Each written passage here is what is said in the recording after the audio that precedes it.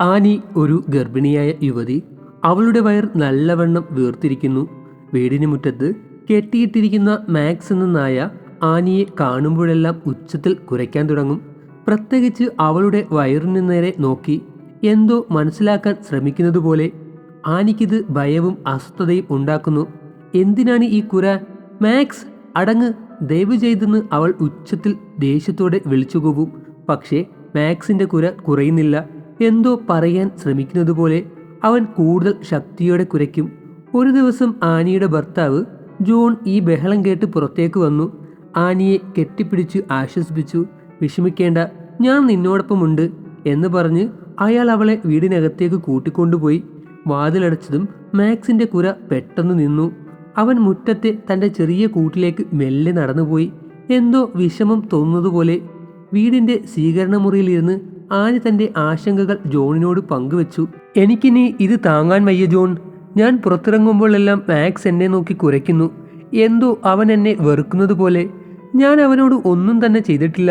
പക്ഷേ അവൻ്റെ നോട്ടം എന്നെ ആക്രമിക്കാൻ പോകുന്നത് പോലെ. ജോൺ ഗൗരവത്തോടെ കേട്ടിരുന്നു. നിന്റെ വിഷമം എനിക്ക് മനസ്സിലാകുന്നു. മാക്സിനെ കെട്ടിയിട്ടത് ഒരു താൽക്കാലിക പരിഹാരമായിരുന്നു.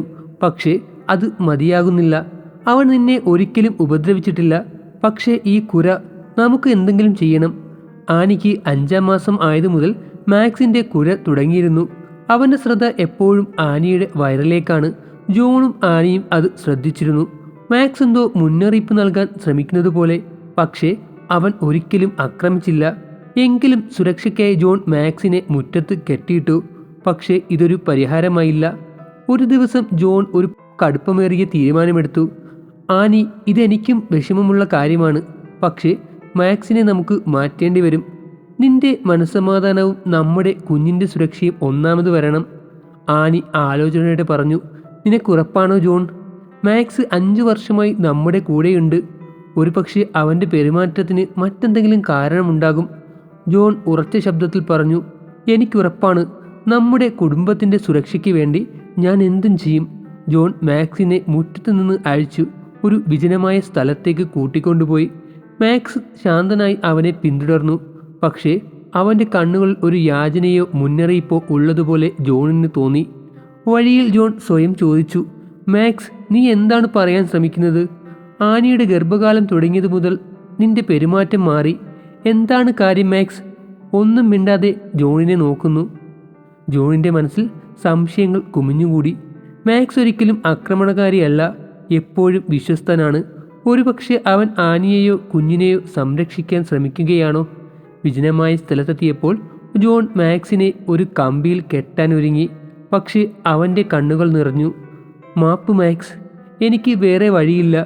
എനിക്കെൻ്റെ കുടുംബത്തെ സംരക്ഷിക്കണം എന്ന് പറഞ്ഞ് അവൻ മാക്സിനെ ഉപേക്ഷിച്ച് തിരികെ നടന്നു. പിന്നിൽ നിന്നും മാക്സിൻ്റെ കുര ഉയർന്നു കേൾക്കാം. ജോണിനോട് തിരിച്ചു വരാൻ അപേക്ഷിക്കുന്നത് പോലെ. ജോൺ കണ്ണീര് തുടച്ച് വേഗം നടന്നു വീട്ടിലെത്തിയ ജോണിനെ ആനി തോളിൽ തട്ടി ആശ്വസിപ്പിച്ചു പറഞ്ഞു. നിന്റെ വിഷമം എനിക്ക് മനസ്സിലാകുന്നു. നീ എത്രത്തോളം വിഷമത്തോടെയാണ് അവനെ ഇവിടെ നിന്ന് കൂട്ടിക്കൊണ്ടുപോയതെന്ന് എനിക്കറിയാം. അവൻ എന്നേക്കാൾ ഏറെ നിന്നെയാണ് സ്നേഹിക്കുന്നത്. പക്ഷേ നമ്മുടെ സാഹചര്യം ഇങ്ങനെയായിപ്പോയില്ലേ? അവർ അന്ന് അതീവം ക്ഷീണിതരായി ഉറങ്ങാൻ പോയി. പിറ്റേന്ന് രാവിലെ ആനി വാതിൽ തുറന്നതും അവൾ ഞെട്ടി. മാക്സ് മുറ്റത്തു നിൽക്കുന്നു. അവൻ വീണ്ടും അവളുടെ വയറിനു നേരെ നോക്കി കുരയ്ക്കാൻ തുടങ്ങി. ആനി ഭയന്ന് ജോണിനെ വിളിച്ചു. ജോൺ, എഴുന്നേൽക്ക്, മാക്സ് തിരിച്ചെത്തി. ജോൺ ഓടി വന്ന് മാക്സിനെ കണ്ടു. ഇതെങ്ങനെ സാധിച്ചു? ഞാൻ മാക്സിനെ എത്രയോ ദൂരെ ഉപേക്ഷിച്ചതാണ്. എന്നിട്ടും അവൻ എങ്ങനെ ഇവിടെ തിരിച്ചെത്തിയെന്ന് അവൻ അത്ഭുതപ്പെട്ടു. മാക്സ് ജോണിനെ കണ്ട് ആവേശത്തോടെ വാലാട്ടി. ജോൺ മാക്സിനെ വീണ്ടും മുറ്റത്ത് കെട്ടിയിടാൻ തീരുമാനിച്ചു. പക്ഷേ മനസ്സിലൊരു സന്തോഷം അനുഭവപ്പെടുന്നു. സ്വീകരണ മുറിയിലിരുന്ന് ആനി പറഞ്ഞു, ജോൺ, എനിക്ക് മാക്സിന്റെ സാന്നിധ്യം ഒരേ സമയം ഭയവും സുരക്ഷിതത്വവും തരുന്നു. എന്താണ് അവൻ പറയാൻ ശ്രമിക്കുന്നത്? ജോൺ പറഞ്ഞു, മാക്സ് ഒരിക്കലും ആക്രമണകാരിയല്ല. ഒരുപക്ഷെ അവൻ നിന്നെ സംരക്ഷിക്കാൻ ശ്രമിക്കുന്നതാണ്. നമുക്ക് കുറച്ചുകൂടി ശ്രദ്ധിക്കാൻ. അവർ മാക്സിന് കൂടുതൽ ശ്രദ്ധ നൽകാൻ തീരുമാനിച്ചു. ജോൺ അവനെ നടക്കാനും കളിക്കാനും കൊണ്ടുപോയി. പക്ഷേ ആനിയെ കാണുമ്പോഴെല്ലാം മാക്സിന്റെ കുര പഴയതുപോലെ തുടർന്നു. ഒരു ദിവസം ആനി ജോണിനോട് പറഞ്ഞു, നമ്മളെല്ലാം ശ്രമിച്ചു. പക്ഷേ മാക്സിന്റെ പെരുമാറ്റം മാറുന്നില്ല. എന്തെങ്കിലും കാരണം കാണും ഇതിന്. നമുക്കവനെ ഒരു വെറ്ററിനറി ഡോക്ടറെ കാണിക്കാം. ഒരുപക്ഷെ മാക്സിന് എന്തെങ്കിലും പ്രശ്നമുണ്ടാകും. പക്ഷേ ഡോക്ടർ അവനെ പരിശോധിച്ച് മാക്സ് ആരോഗ്യവാനാണെന്ന് പറഞ്ഞു. ആനി 9ാം മാസത്തിലെത്തിയപ്പോൾ അവർക്ക് മനസ്സമാധാനം തീരെ ഇല്ലാതായി. ഒരു ദിവസം രാത്രി ആനി പറയുന്നു, ജോൺ, എനിക്കിനി താങ്ങാൻ വയ്യ. മാക്സിന്റെ കുര എൻ്റെ ഉറക്കം കെടുത്തുന്നു. ജോൺ ആലോചിച്ചു പറഞ്ഞു, ഒരുപക്ഷെ മാക്സ് എന്തിൻ്റെയോ മുന്നറിയിപ്പ് തരാൻ ശ്രമിക്കുന്നതാണ്. ഒരുപക്ഷെ നമ്മുടെ കുഞ്ഞിനെക്കുറിച്ച്. ആനി ദേഷ്യത്തോടെ മറുപടി പറഞ്ഞു, അങ്ങനെയല്ല. എല്ലാ പരിശോധനയിലും കുഞ്ഞ് ആരോഗ്യവാനാണെന്ന് ഡോക്ടർ പറഞ്ഞതല്ലേ ജോൺ? ഞാൻ ഉദ്ദേശിച്ച് അതല്ല. പക്ഷേ ഒരു തവണ കൂടി ഡോക്ടറെ കാണാം, ജോൺ പറഞ്ഞു. പിറ്റേന്നവർ ആശുപത്രിയിലേക്ക് പോയി. ഡോക്ടർ എല്ലാ പരിശോധനകളും വീണ്ടും നടത്തി. കുഞ്ഞ് തികഞ്ഞ ആരോഗ്യത്തോടെയുണ്ട് എന്ന് ഉറപ്പ് നൽകി. എങ്കിലും ആനിയുടെ ആവശ്യപ്രകാരം ഒരു അൾട്രാസൗണ്ട് കൂടി നടത്തുന്നു. ഫലം വന്നപ്പോൾ എല്ലാം സാധാരണമാണെന്ന് ഡോക്ടർ പറഞ്ഞു. പക്ഷേ ആനിയുടെയും ജോണിൻ്റെയും മനസ്സിൽ ഒരു പൂർണ്ണ സമാധാനം ഇല്ല. മാക്സിന്റെ കുര തുടർന്നു. ഒരു ദിവസം രാത്രി ആനിക്ക് പ്രസവവേദന തുടങ്ങി. ജോൺ അവളെ ആശുപത്രിയിലേക്ക് കൊണ്ടുപോകുന്ന വഴി മാക്സ് വീണ്ടും ആനിയുടെ വയറിന് നേരെ നോക്കി കുരച്ചു.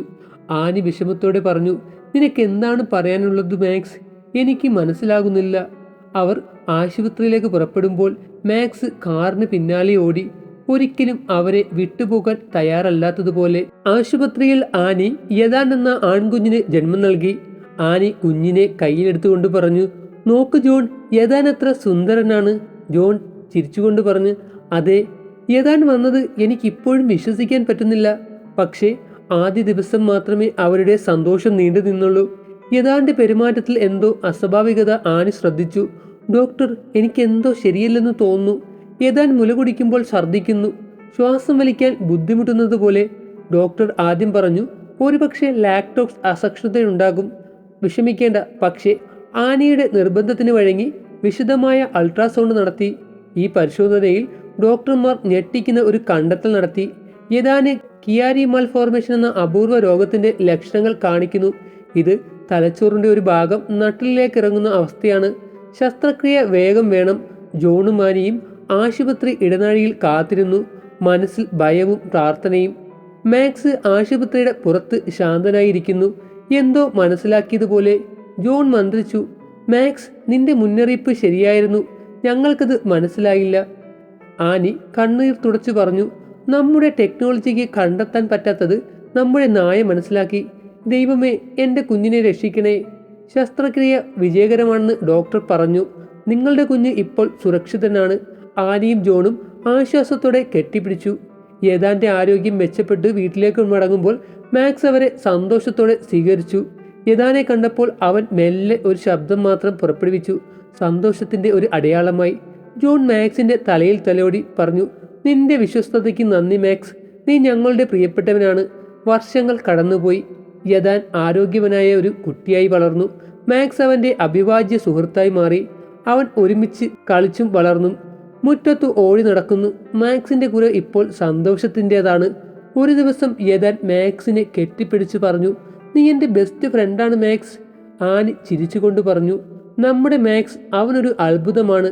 ചിലപ്പോൾ മനുഷ്യർക്ക് തിരിച്ചറിയാൻ കഴിയാത്തത് പലതും മൃഗങ്ങൾക്ക് തങ്ങളുടെ പ്രിയപ്പെട്ടവരോട് പറയാൻ കാണും, അവരാൽ കഴിയും വിധം. പക്ഷേ പലപ്പോഴും അത് നമ്മൾക്ക് തിരിച്ചറിയാൻ കഴിയാതെ പോകും.